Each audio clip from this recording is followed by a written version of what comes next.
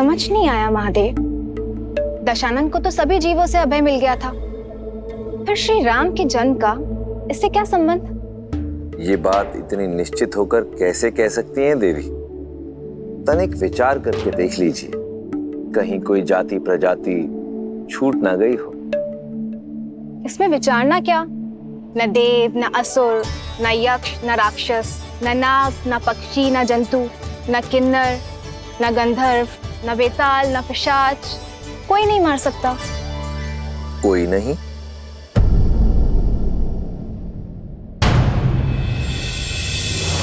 दशानन मनुष्य का नाम लेना तो भूल ही गया। हाँ देवी,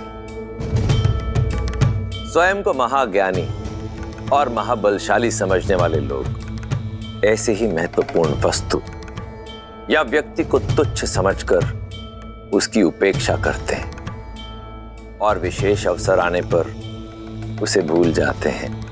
दशानन ने भी यही भूल की, मनुष्य को दुर्बल समझकर उसे भूल गया और यही कारण बना भगवान विष्णु का धरती पर मनुष्य रूप में जन्म लेने का। अब तो मैं और भी उत्सुक हूँ श्री राम के जन्म को देखने को, दशानन के इस वरदान के काट को इस संसार में आता देखने को। ऋषि वशिष्ठ ने पुत्र कामेष्टि यज्ञ का परामर्श दिया था ना, उसके विषय में बताइए। हाँ देवी,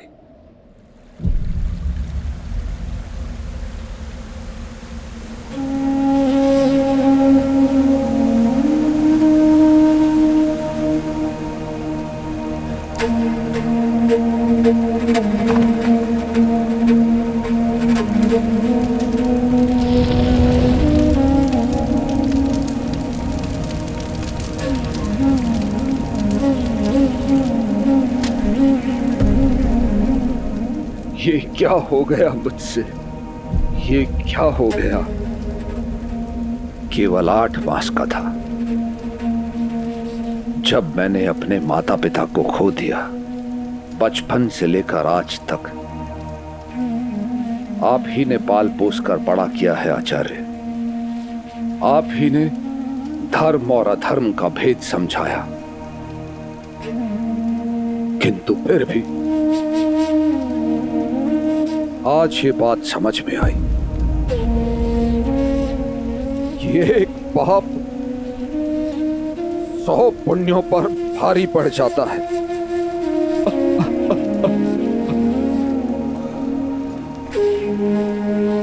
गुरुदेव, भूल मनुष्य से होती है राजन, परंतु आपने क्षमा मांगी अपराध के लिए। अपनी भूल को ना छिपाकर आप श्रवण के बूढ़े मां बाप को संभालने गए। इससे यह सिद्ध होता है राजन कि आपकी मंशा शुभ थी। केवल मंशा का शुभ होना ही पर्याप्त नहीं, मंशा के साथ साथ मार्ग भी शुभ होना चाहिए। गुरुदेव, मैंने रघुकुल और अयोध्या के सिंहासन को लज्जित किया है। आशा मत खोइए राजन, अब निराशा के अतिरिक्त शेष ही क्या है गुरुदेव? रघुवंश को उसका वंशज नहीं दे पाया और अब ये श्राप कि पुत्र वियोग में मेरी मृत्यु होगी। पुत्र वियोग, जब पुत्र ही नहीं है तो फिर वियोग कैसा? पुत्र वियोग अर्थात गुरुदेव, मैंने जो अभी अभी कहा उसका क्या तात्पर्य है? यही ना कि इस श्राप को सार्थक होने के लिए मेरा पुत्र होगा, यही ना गुरुदेव? इसीलिए मैंने कहा था आशा मत छोड़ो राजन। अनजाने में भूल हुई है, परंतु आप अपना कर्तव्य नहीं भूले। मंशा ठीक थी, इसीलिए श्राप में भी एक वरदान निकल आया। किंतु कैसे आचार्य? पुत्र कामेष्ठी यज्ञ।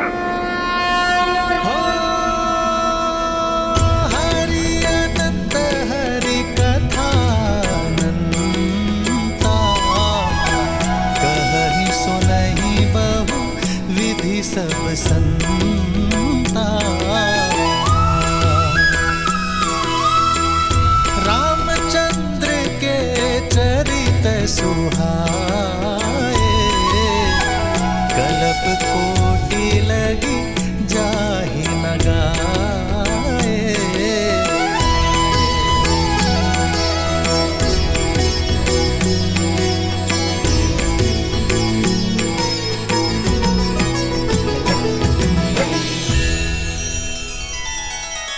श्री रामचंद्र कृपालु भजु मन हरण भव भय दारुणम।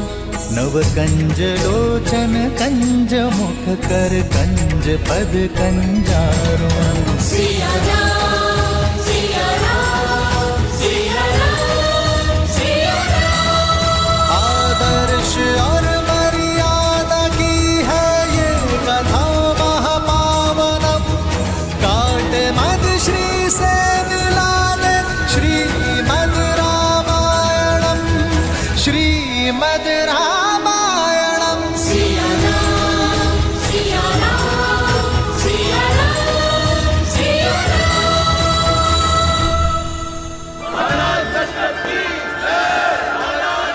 गुरु वशिष्ठ के आदेश से राजा दशरथ ने अपने जमाता ऋषि श्रृंग को यह यज्ञ करने के लिए कहा। समस्त अयोध्या नगरी उत्साह से सज रही थी और स्वयं राजा दशरथ अपने जमाता ऋषि श्रृंग को पूरी श्रद्धा और सत्कार के साथ यज्ञशाला की ओर ले आए।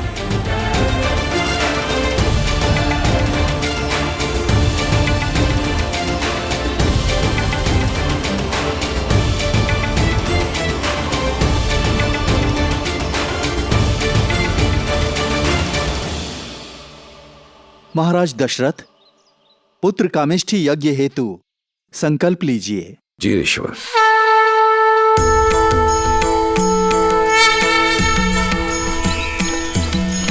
जय अविनाशी सब घटवासी, व्यापक परमानंदा।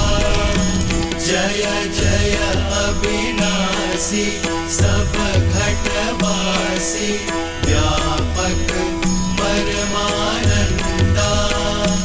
अभिगत गोतीतम चरित पुनीतम, मायारहित मुकुंदा। जिहिलाहि विरागी अति अनुरागी, विगत मोह मुनिवृंदा। इसी पासर ध्यावहि गुण गण गावहि, जयति सच्चिदानंदा। अब और प्रतीक्षा मत करवाओ नाथ, पधारो।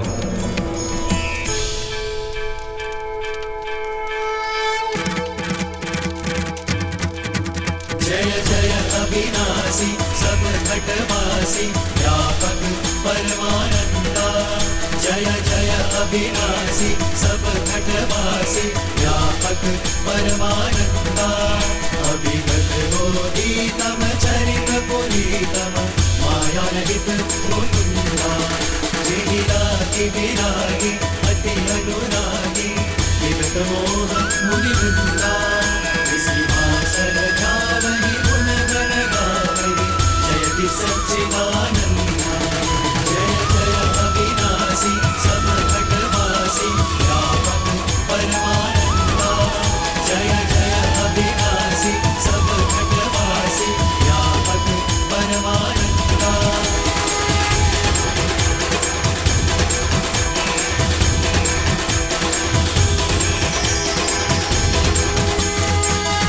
जागिए प्रभु, जागिए।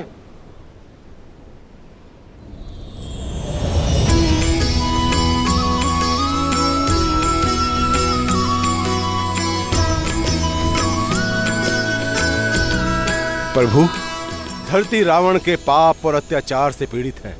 संतों और सज्जनों का जीवन कष्टमयी है। मैं स्वयं अपने दिए गए वरदान के कारण विवश हूं। अब आपको ही संतुलन लाना होगा। अब आप ही तारणहार हैं। सिद्धलक्ष्मी परालक्ष्मी लक्ष्मी नमोस्तुते महालक्ष्मी नमः। रावण के पाप का गढ़ भर चुका है। ऋषि और सज्जनों के भयमुक्त होने का समय आ गया है। मैं शीघ्र ही पावन नगरी अयोध्या में मानव रूप में अवतार लूंगा। नारायण नारायण।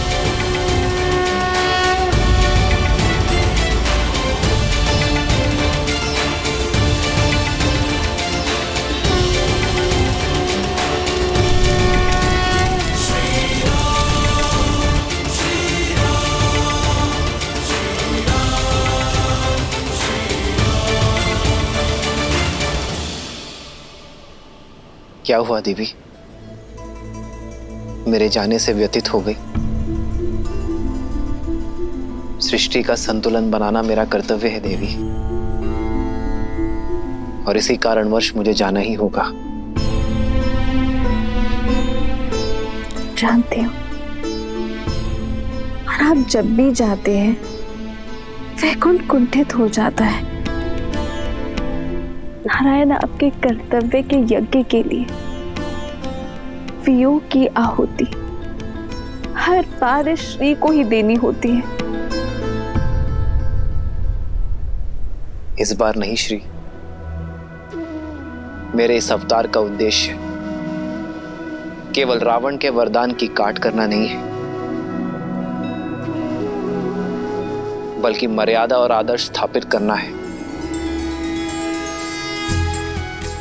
जो आपके और वैकुंठ के अन्य साथियों के बिना सिद्ध नहीं हो सकता। इसलिए इस अवतार में पूरा वैकुंठ मेरे साथ जाएगा देवी।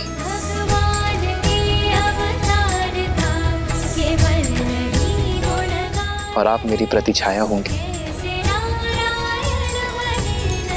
क्योंकि अपनी श्री के बिना इस विष्णु का कोई अस्तित्व नहीं है देवी। वैसे ही सीता के बिना राम भी अधूरा होगा देवी।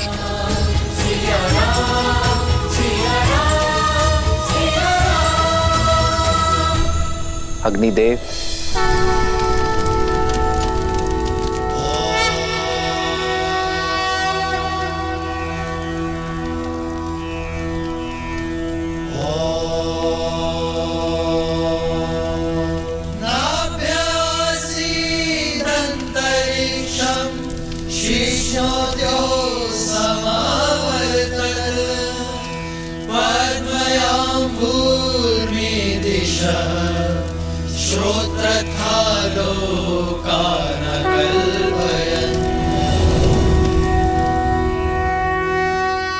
पुत्र कामेष्टि यज्ञ सफल हुआ महाराज दशरथ।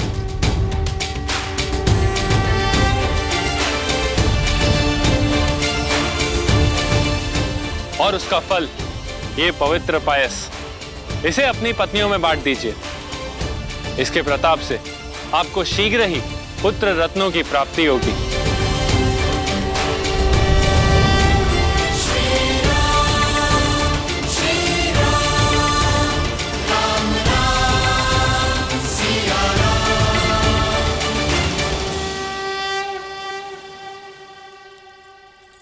कौशल्या,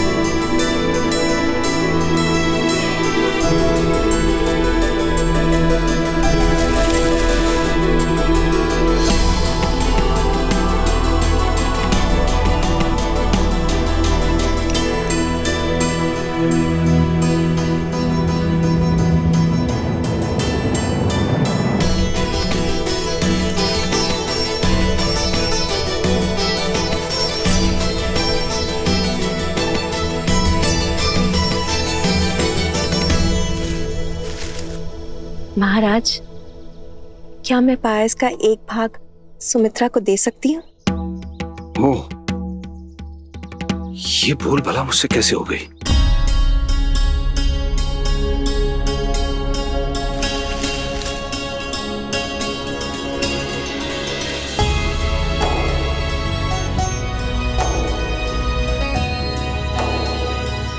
सुमित्रा, अद्भुत है तुम्हारे लिए सबका ये प्रेम। यहां कौशल्या ने मुझे मेरी भूल स्मरण करा दी और कैकेयी ने तुम्हारे अधिकार के लिए अनुमति भी नहीं मांगी। अनुमति किस बात की? इस पायस पे सबसे अधिक अधिकार सुमित्रा का है, क्योंकि वो हम सबसे छोटी है। क्यों कौशल्या दीदी?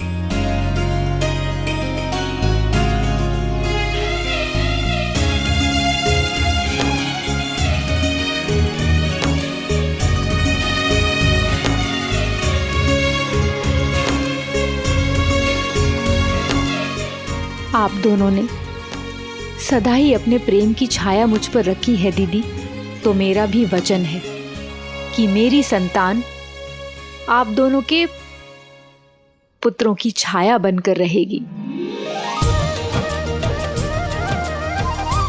ये तो प्रसाद के साथ साथ पुत्रों का भी बंटवारा हो गया। चलिए प्रसाद तो ग्रहण कीजिए।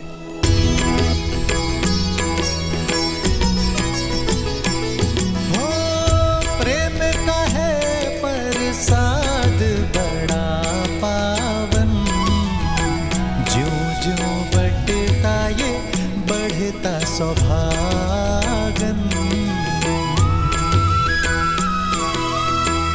त्याग सुमित्रा का बन दो गुना लौटा, झोली भरे बदन आदर करे छोटा। महाराज दशरथ, इस प्रसाद के 4 भाग हुए हैं, इसलिए आपको 4 पुत्र रत्नों की प्राप्ति होगी।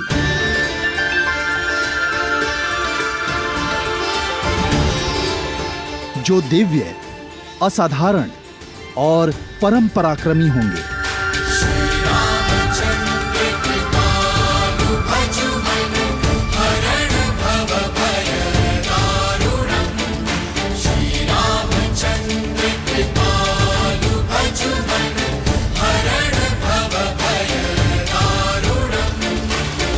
आनंद आ गया। श्री राम नाम का अंकुर देने वाला बीज कौशल्या के गर्भ में आ गया।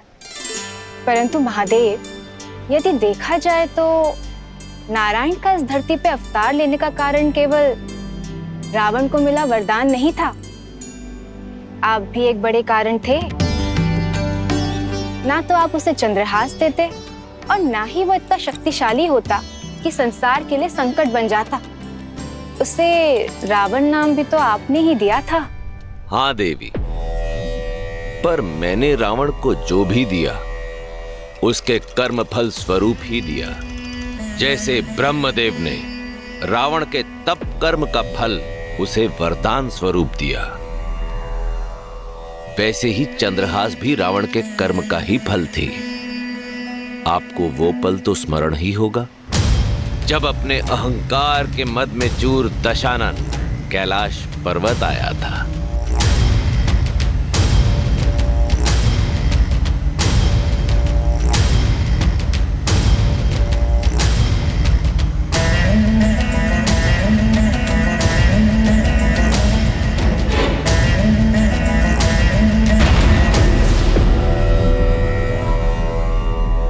पुष्पक अचानक रुक क्यों गया?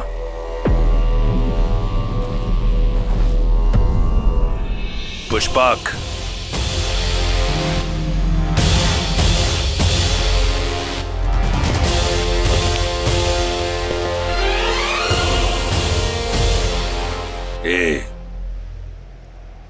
बैल रूपी बहरूपी, मेरा विमान रुक गया। क्यों? क्योंकि इस स्थान से और इसके स्वामी से कोई पार नहीं पा सकता। संसार के स्वामी शिव का घर कैलाश है ये। ओ, तो ये है कैलाश। शिव, कहाँ हो? देवताओं पर विजय पाने के बाद तुम ही मेरा लक्ष्य थे। बहुत कर लिया तुमने संसार को भ्रमित। अब इस संसार में मैं ही सबसे शक्तिशाली हूं और संसार की हर श्रेष्ठ वस्तु पर अब मेरा अधिकार है। इसलिए मेरी शरण में आ जाओ। मैं स्वयं ही कैलाश को उखाड़कर लंका ले जाऊंगा। तुम मुझे रोकोगे? तुम हो कौन? नंदी, शिव का गण, कैलाश का रक्षक।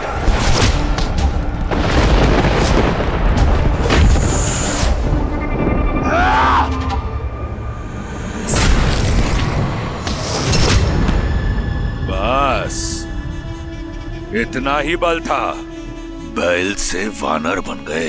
अभिमान में डूबे राक्षस, तेरे अंत का आरंभ भी वानर के हाथों ही होगा।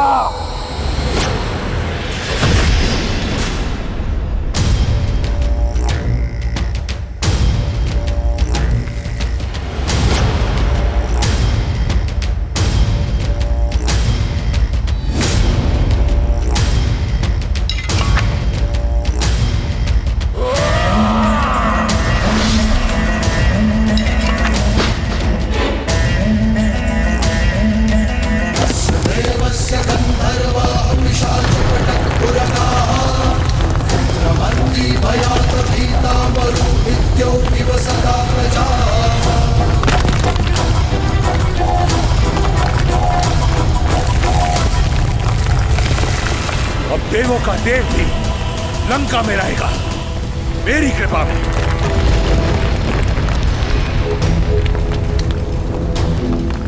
महादेव, ये क्या हो रहा है?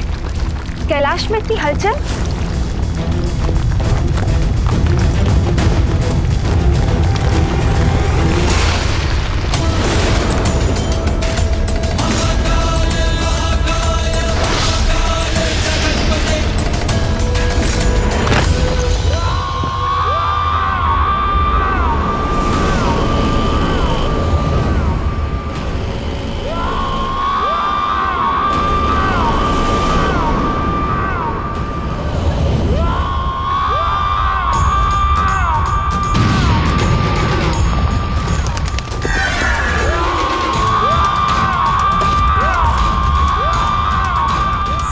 ये किसकी पुकार है?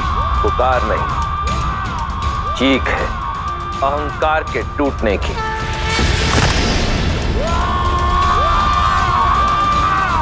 महादेव, कौन है ये? इसकी रुधन से मेरे कानों में पीड़ा हो रही है। रोकिए इसे। महादेव, मुझे मेरी भूल समझ आ गई। मेरा अहंकार टूट गया। दर्शन दीजिए महादेव, दर्शन दीजिए।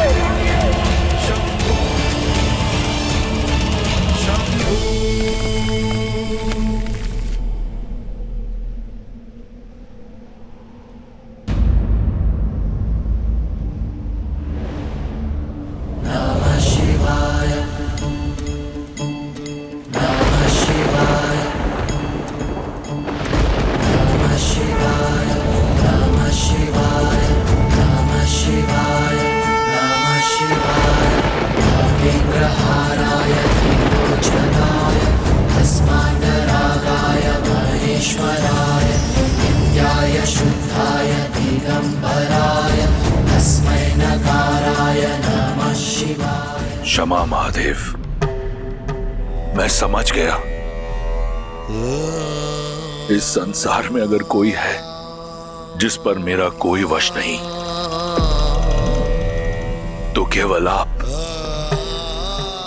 ये दशानन आपके सामने नतमस्तक है। आज से मेरे लिए केवल आप पूजनीय है, सदा के लिए केवल आप मेरे इष्ट देव रहेंगे। मैंने आपको रुष्ट किया है। अपने अभिमान से पीड़ा पहुंचाई है आपको। जब तक आप मुझसे प्रसन्न नहीं होते, मैं आपकी आराधना करता रहूंगा।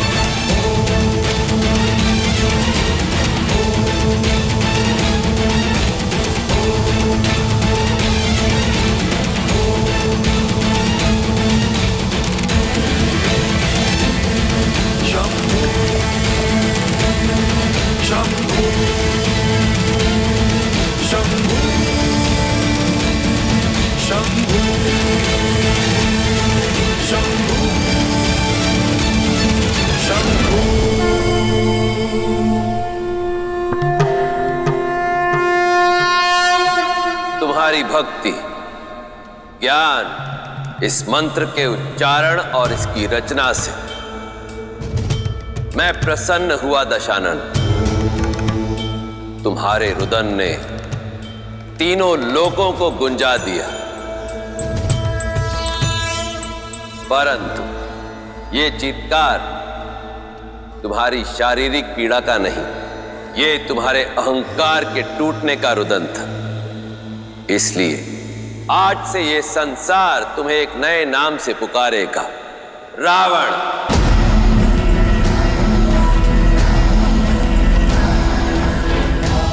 वो जिसके रुदन ने तीनों लोकों को गुंजा दिया और तुम्हारे द्वारा रचित इस स्रोत को संसार रावण स्रोत के नाम से जानेगा। हर हर महादेव।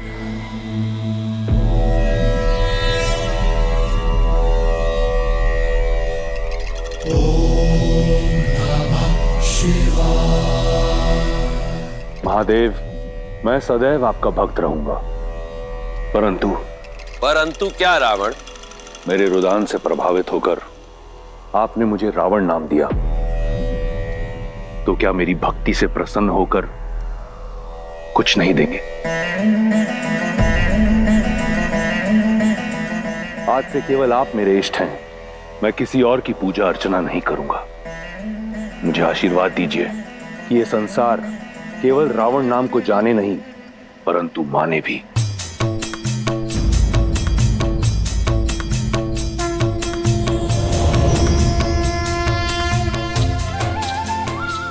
ये दिव्य खड्ग चंद्रहास है, ये अजय है रावण।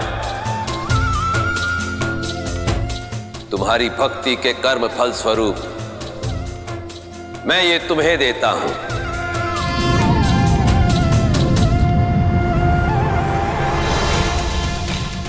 परंतु स्मरण रहे, अब इसके साथ तुम जो भी कार्य करोगे उसका कर्म फल भी तुम्हारा ही होगा। अब ये तुम पर निर्भर करता है रावण कि तुम इसके साथ पुण्य की फसल काटते हो या पाप की। जय महाकाल। देखा देवी, मैंने तो रावण को जो भी दिया उसके कर्मों का फल ही दिया था। अब उसने पुण्य के स्थान पर पाप अर्जित किए तो वो तो उसका चयन हुआ ना। उस समय उसकी भक्ति के बदले उसे चंद्रहास मिली थी और अब उसके अत्याचारों का कर्म फल देने के लिए ही जन्म लेने वाले हैं श्री राम।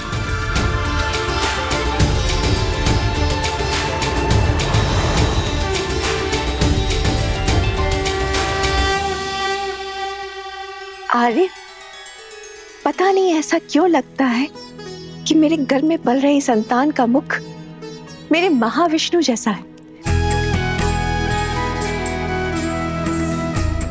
इसमें कोई संदेह नहीं कि आप जैसे पवित्र मन वाली मां को स्वयं ईश्वर भी मां कह के पुकारने में गर्वित होंगे।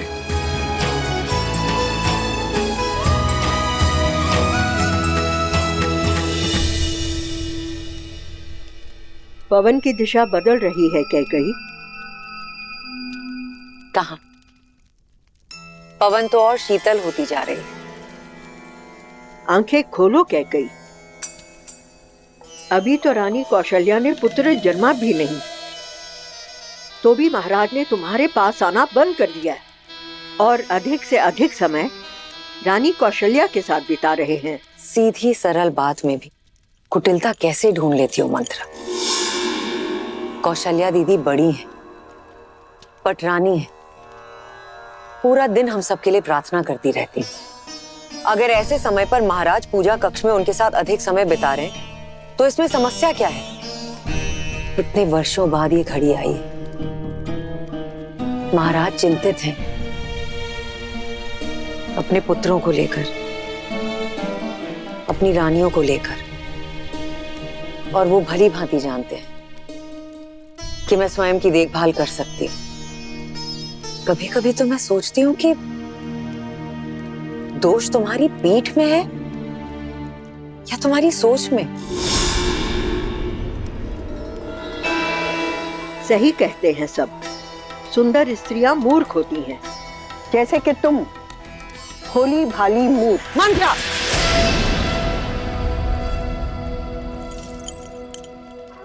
क्या मैंने तुमसे परामर्श मांगा? कैकेयी, मैंने तुम्हें परामर्श दिया क्योंकि ये मेरा कर्तव्य है। कैकेयी, मैं तुम्हारे साथ हूँ क्योंकि मैं तुम्हें संभालना चाहती हूँ, तुम्हारे हित के बारे में सोचती हूँ, पर तुम्हें मेरी बात समझ में नहीं आती। मुझे लगता है तुम्हारे पिता अश्वपति से बात करनी होगी। दशरथ ने उन्हें दिया हुआ वचन। अभी इसी क्षण मेरे कक्ष से बाहर निकलो। लेकिन कैकेयी, अभी मेरी एकांत।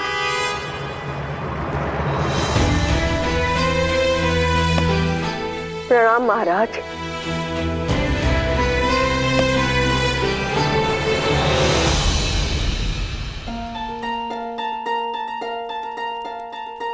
ऐसी अवस्था में दासों पर क्रोधित होना अच्छा नहीं है। तो क्या करती?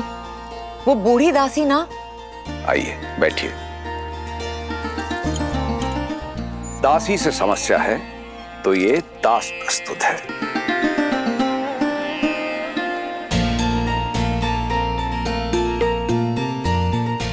कैसा है मेरा पुत्र? पिता हैं आप, अपने पुत्र की धड़कन पहचान लीजिए। मेरे पुत्र का हृदय अपने बड़े भाई के लिए धड़क रहा है। अच्छा, तो कौशल्या दीदी की संतान का हृदय किसके लिए धड़क रहा है? मेरे लिए। अद्भुत। किसी का हृदय भाई के लिए धड़क रहा है और किसी का अपने पिता के लिए। और हम बेचारी माताओं का क्या? हमारे लिए किसका हृदय धड़के? इस दास का।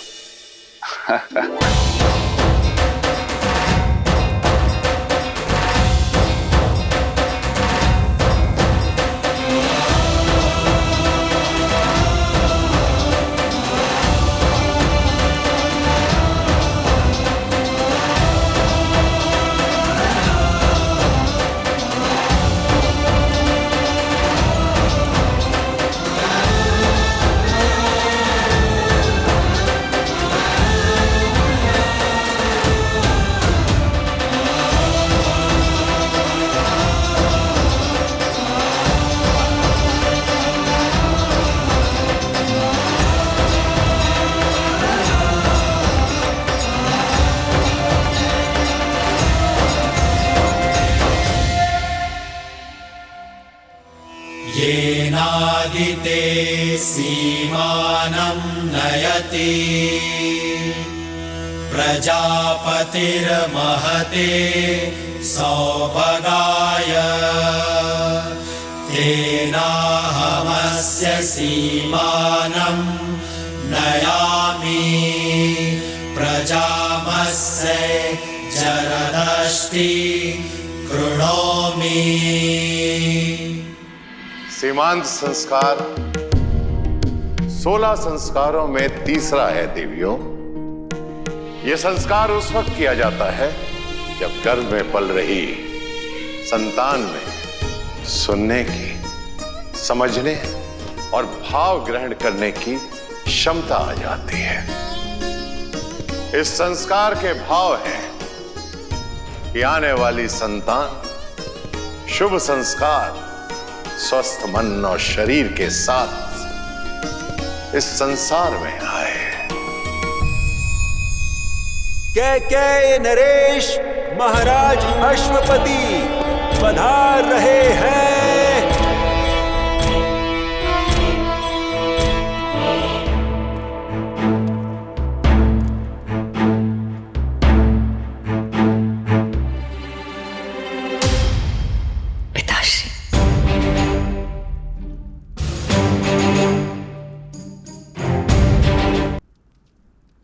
प्रणाम महाराज अश्वपति, पधारिए। बधाई हो अयोध्या राज। आपको भी। पिता बनने वाले हैं आप। धन्यवाद। आशा है कैकेयी का हाथ मांगते समय जो शब्द आपने कहे थे वो आपको स्मरण होंगे। स्मरण है महाराज। मैं फिर से दोहरा देता हूं। आपने हमें वचन दिया था कि मेरी पुत्री कैकेयी का पुत्र ही अयोध्या का युवराज बनेगा।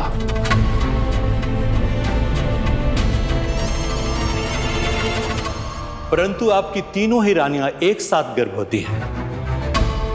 ऐसे में कहा नहीं जा सकता कि आपकी तीनों रानियों में से कौन सी रानी आपके ज्येष्ठ पुत्र को जन्म देगी, जो अयोध्या के नीति अनुसार युवराज बनेगा। ऐसे में यदि मेरी पुत्री ने आपके ज्येष्ठ पुत्र को जन्म नहीं दिया तो आप अपना वचन भूल मत जाइएगा। मेरा ही नाती अयोध्या का युवराज होना चाहिए।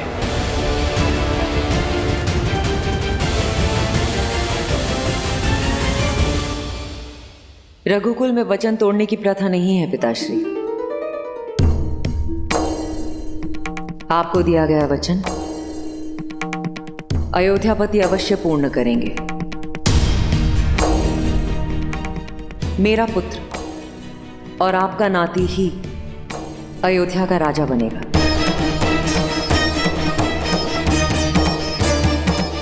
चाहे वो मेरी कोख से जन्मे या किसी और की।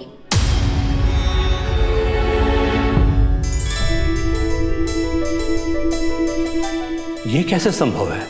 इस घर के सभी पुत्रों की माताओं होंगी मैं। उसके नाते सारे राजकुमार आपके नाती हुए तो फिर आपका वचन कैसे भंग हुआ?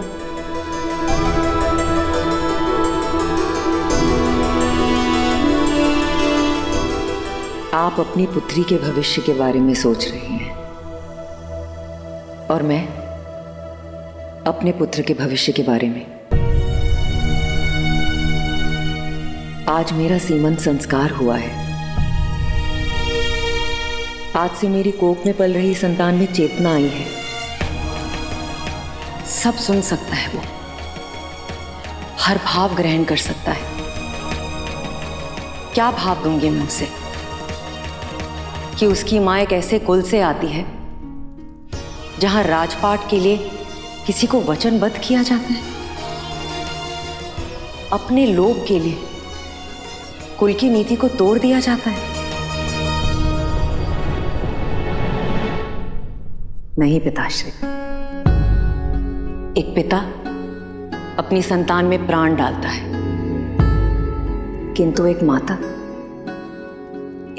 अपनी संतान में संस्कार डालती है। मैं चाहती हूँ जब भी कोई मेरे पुत्र को देखे तो उसमें रघुकुल के गर्व के साथ साथ कैकेयी के धर्म और संस्कार को भी देखे। मिताश्री, मैं अब कैकेयी की बेटी नहीं, मैं अयोध्या की कुलवधू, उस अयोध्या की जो मेरे होने वाले पुत्र की मातृभूमि है, और अपनी इस मातृभूमि का बल मैं कभी घटने नहीं दूंगी पिताश्री, कभी नहीं।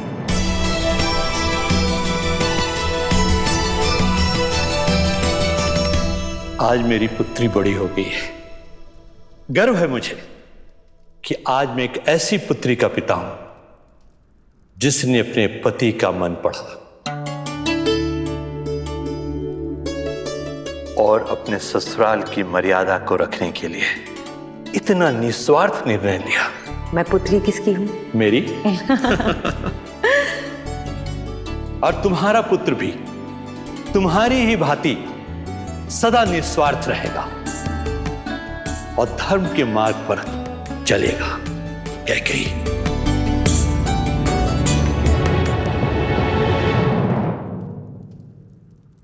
प्रणाम महाराज।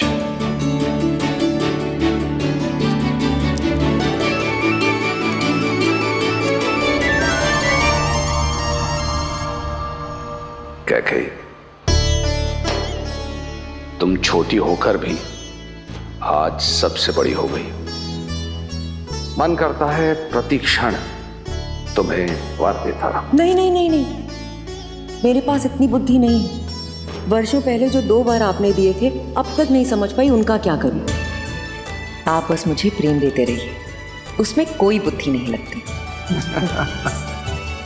निस्वार्थता की ये भावना, उदारता का ये उदाहरण, कितना प्रेम, कितना धर्म है राम की इस कथा में। मर्यादा पुरुषोत्तम को तो ऐसे ही परिवार में जन्म लेना था। महादेव, अब मुझसे और प्रतीक्षा नहीं होती। मुझे श्री राम का मुख देखना है, वहीं अयोध्या जाकर।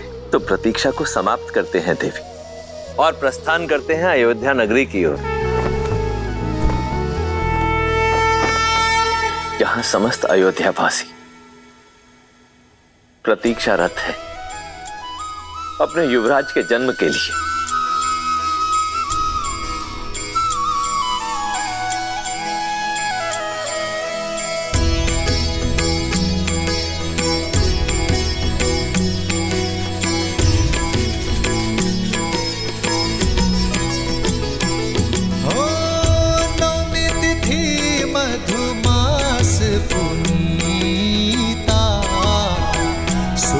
पक्ष अभिजित हरिप्रीता, मध्य दिवस अति शीत न धामा, पावन काल लोक विश्रामा।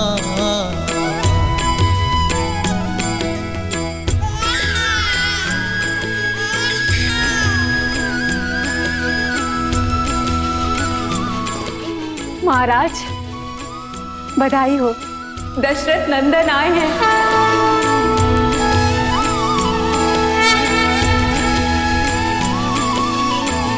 बधाई हो महाराज।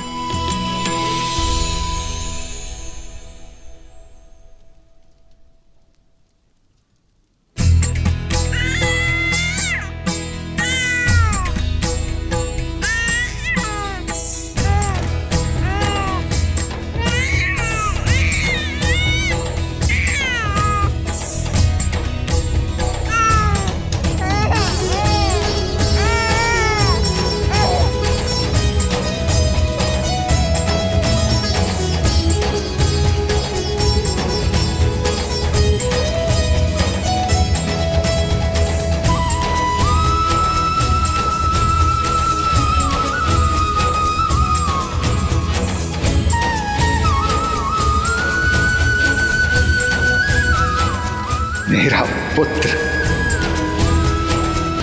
मेरा प्रिय पुत्र।